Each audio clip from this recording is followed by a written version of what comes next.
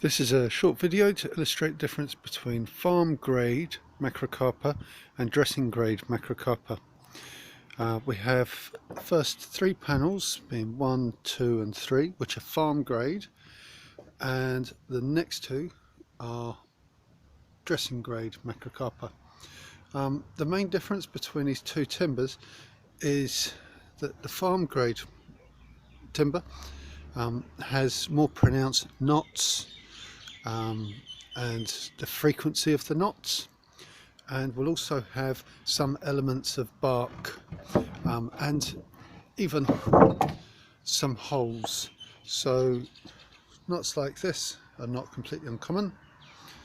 Knots with bark and around the outside that will push through and create holes, again, are not completely uncommon.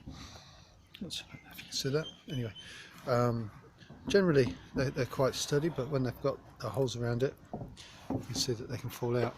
And on the reverse side, it sort of looks a bit like that. So it's not a terrible piece of wood. The fact it's got a hole in it is basically a bit of character.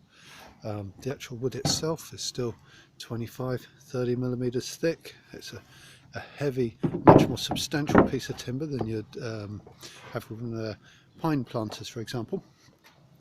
With the dressing grade Macrocarpa, there are still some knots, but you see that the knots are small and tight.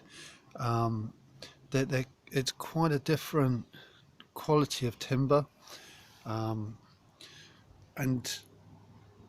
really, if we're looking about timber and we're considering the life of the timber, the dressing grade timber, because it's got fewer knots, will have fewer blemishes and will probably last longer, whereas knots where they fall out and can more readily hold water will be points where it ends up rotting a little bit faster. But there is a cost difference, and you're looking at almost doubling your price if you go for the dressing grade timber.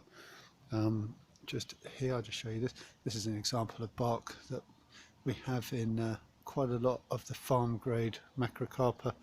It's not terrible, but it's not ideal, and typically what we do is we just try and work a way of cutting the wood so as to eliminate the bark, or have it yeah, we just basically cut it out and use the wood for something different.